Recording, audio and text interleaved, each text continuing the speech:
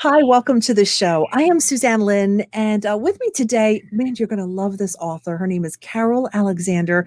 And Carole, first of all, welcome to the show. I'm glad that you're here, but I love all the birds in the background. Oh, yes, singing birds.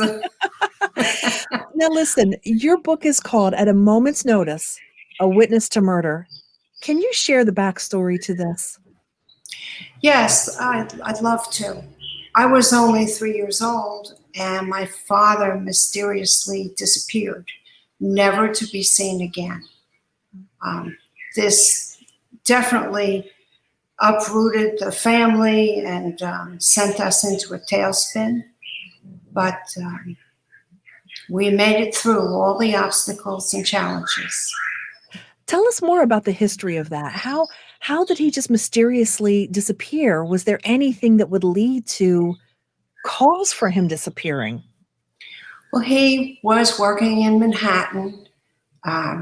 He witnessed a crime just before it was time to go home, and he recognized it as a connected to the mafia. And he was fearful of even going home and implicating the family. So he took off on a run, just gone. We never heard from him again. Do you feel like he left on his own will? You know, we've spent decades wondering about that. His body was never found. The police spent 2 years looking for him. They searched for 13 states, and the only thing they found from him was a vehicle in the Chicago River. So His vehicle. his vehicle. Mm-hmm. And with his paperwork inside with his name. So we knew it was his. And it's a big question mark. Carole, this is way back before the days of cell phones and internet. How did your mother know that before he came home, he had witnessed this crime? Well, she didn't know until the police arrived on her doorstep the next day to ask her questions about his whereabouts. And of course, she didn't know. He wasn't home. All night, never showed up? Never showed up. And there was no reason to think that there were trouble at home, that he would just take off. He witnessed this crime and something terrible happened, and it affected your family up till this day. That's correct. What kind of things have you gone through? Well, for myself, my childhood disappeared. I had to grow up very quickly. At the age of 5, I was taking myself to school from an empty house. I had to dress myself. Didn't really know how to do that, but I muddled through. Wow. Walked to school, walked back to home after school at the end of the day to an empty house. My mother was busy working, trying to keep food together for us. And it was very, very difficult. I was bullied terribly by the other children who were all used to having mom and dad at home. I couldn't answer their questions about who he was or where he was. And it led me to becoming very introverted and very antisocial and not speaking to anybody, not participating in class. I was distrustful of everybody. This must have changed your mother. Yes, she didn't have time to be emotional. She had only $15 in her pocket, a house that wasn't finished, and 3 small children to take care of. So she had to scramble for work right away, do whatever she could find to do. Ultimately, she found a good job, civil service, and worked her way up through the years. But in the early years, she really struggled. Understandable, Carole. So as we're talking about your book, What kind of things did you want to put into it? What type of things did you want to leave out? What determined what you felt comfortable talking about? Well, on my father's side, because I never knew him and I only had papers to dictate how I wrote, my mother would never discuss it.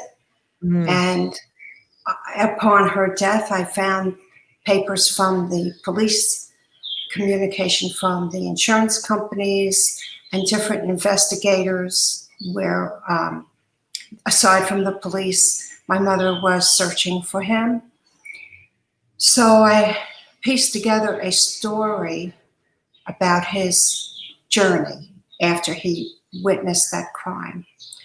On my mother's side of the story, I was able to be truthful because I lived it and I knew exactly what we all went through.